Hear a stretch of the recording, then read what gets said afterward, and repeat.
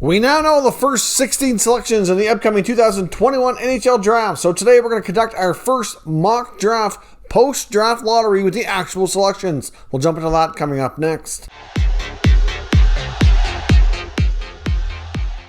So welcome back to another video here at Top Shelf Hockey. Now, as I mentioned today, we're doing a first mock draft since we had the draft lottery a few days ago. We now know the order for the first 16 selections. So we're going to do a mock draft based on the actual spots where teams are picking, not doing a simulation here any longer, since that's no longer required. Now, of course, within the first 16 selections, there'll actually only be 15 picks, given the fact that Arizona falls into that list, and they forfeited their first round pick as a result of their punishment for the testing of undrafted junior age players that they were punished by the NHL last offseason. So obviously they're down some draft picks because of that. That's certainly going to hurt for a team who could desperately use them. So we'll get started here. We'll work our way from number 1 all the way down through number 16. And let's get started here with the first overall selection, which belongs to the Buffalo Sabres.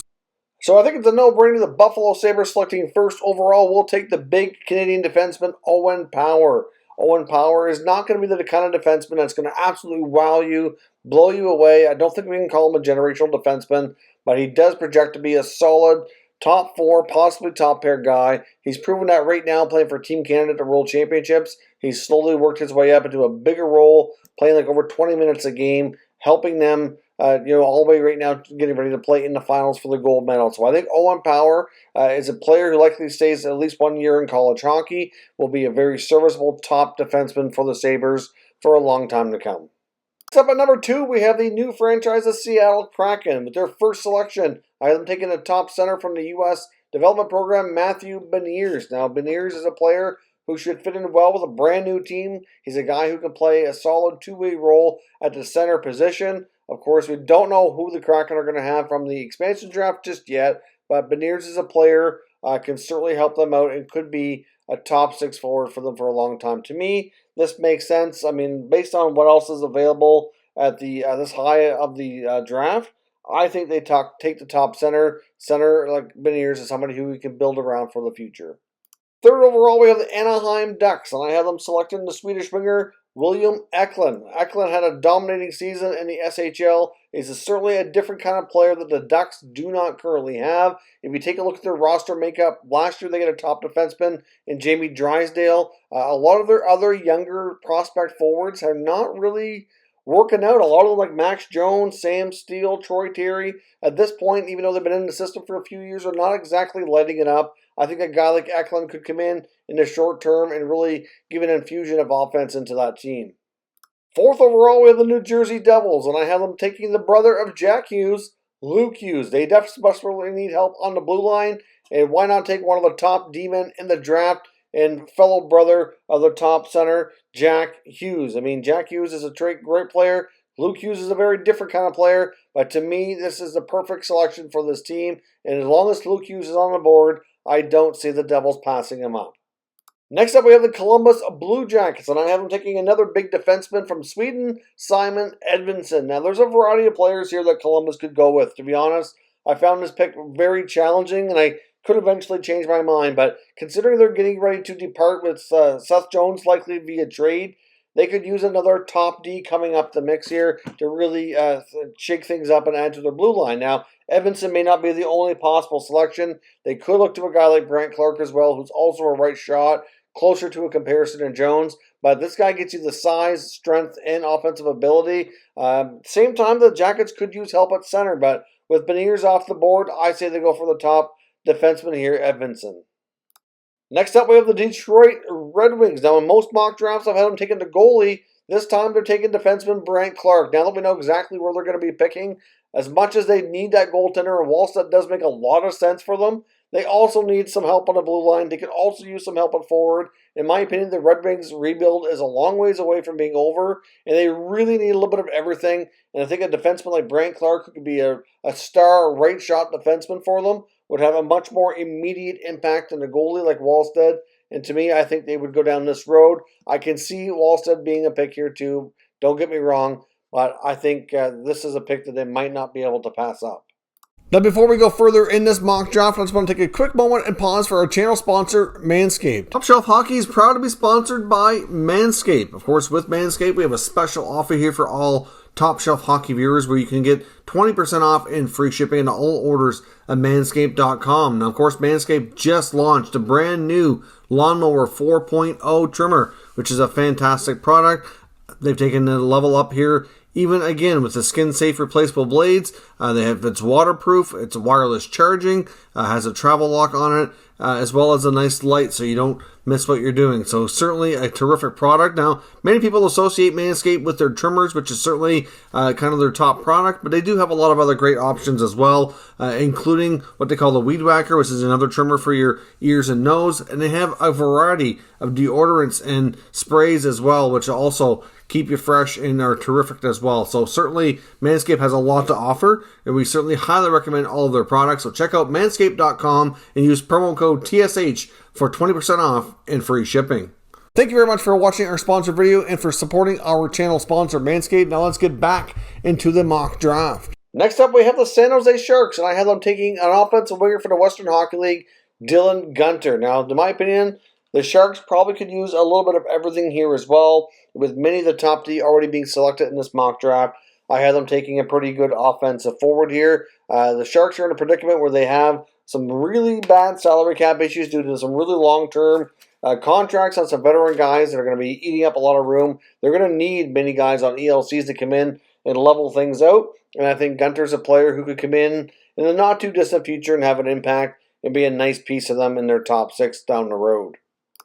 Picking 8th overall, we have the Los Angeles Kings, and I have them taking the top goalie in the draft from Sweden, Jesper Wallstedt. Now, yes, in many of my other previous mock drafts, I had the Red Wings selecting Wallstedt, but at the same time, we didn't know where they were picking. Now that we know they're at number 6, I'm not sure they will take him that high, but for a team like LA, they can take a pick that might be a little bit more of a risk. They can take a pick that's a little bit more a longer-term project to get them to the NHL and be a full-timer. They have an incredibly deep prospect pool. They have lots of great young forwards, some good D in there as well. To me, the goaltending of the future scenario is not really completely figured out for them. You have an aging Jonathan Quick. To me, this could make a ton of sense and really put their prospect pool over the top. Next up at 9th overall, we have the Vancouver Canucks, and I have them taking center iceman Chad Lucius from the United States National Team Development Program. Now, the Vancouver Canucks are probably hoping to get a top D here. Really, I think they didn't have any good luck in the draft lottery. That's going to be a tough task for them because many of the top D in the draft will be off the board already, and I don't see them taking a reach here and really using this pick on a defenseman that would normally be, 10, 20 picks further down. They could get themselves a really solid offensive center like Lucius, who's been a high riser. He started the year injured, missed a lot of time, but in the last little while has really been going up the rankings here a lot in many people's draft rankings. And if you think about the possibilities, what he could do for this team, they also have their top center in Pettersson. You have Bo Horvat, but longer term down the road, a few years, Horvat could drop to be that number 3 center. Lucius could eventually be that number 2, at least you would hope so, and really make this team that much more potent. 10 overall, we have the Ottawa Senators selecting next, and I have them taking from the OHL's Peterborough Pete's Mason McTavish, a big, strong center who can be physical, really, really smart player, and also pretty strong offensive skills. I think he'd be an excellent complement to their already pretty solid group of young players on the team, as well as prospects coming up the ranks here. But if you look at what's available here, to me, he makes a lot of sense for the Sens. He's also a local product. We know they're big on bringing in local players when possible. And McTavish, to me, just would be a great complement to what they already have. It could be a future, number 2, number 3 center between Shane Pinto, Josh Norris, and Mason McTavish down the middle. They'd be set for several years to come. Of course, next up we have the Arizona Coyotes, but they do not have a selection. So we'll move to the Chicago Blackhawks. The Chicago Blackhawks, with the next selection, would select Kent Johnson, one of the top centers in the draft. Although many are not convinced he will be a center at the NHL level. He's incredibly gifted from the University of Michigan. Johnson's a terrific player, but there is some questions and some concerns over some things like his hockey sense, and they wonder how well his offensive skills will translate to the NHL level. So he very well could become a winger, but he does have enough skill set if you put him in with some of those other guys in the Hawks organization. To me, he'd be a terrific fit. Next up, we have the Calgary Flames, and we have them selecting from Sweden winger Fabian Lysell. Now, Lysell has the potential to really be a dynamic player, I think, in the NHL. He's a highly creative offensive forward. He can create not only for himself, but for his line mates. Has an excellent shot, can score a lot of goals, and can play in a lot of situations. So to me, he's a type of player that would be really useful for the Calgary Flames. I mean, to me, if I'm Calgary and I'm picking up a little higher in the draft, I'd probably target one of these top D-men. But where they're selecting, most of those guys are not going to be available. I mean, they could go a different direction. There are some other defensemen that are, pretty decent as well. But to me, I think Lysell's a good fit for what they have there and what they're missing in that Calgary forward group. Picking next, we have the Philadelphia Flyers, and we have them selecting a centerman, Cole Sillinger. Now, of course, Cole Sillinger's dad, Mike Sillinger, had a long NHL career. Sillinger himself was born in the U.S., but uses his nationality as Canadian for international hockey. He's a 6-foot center, 200 pounds, pretty strong overall.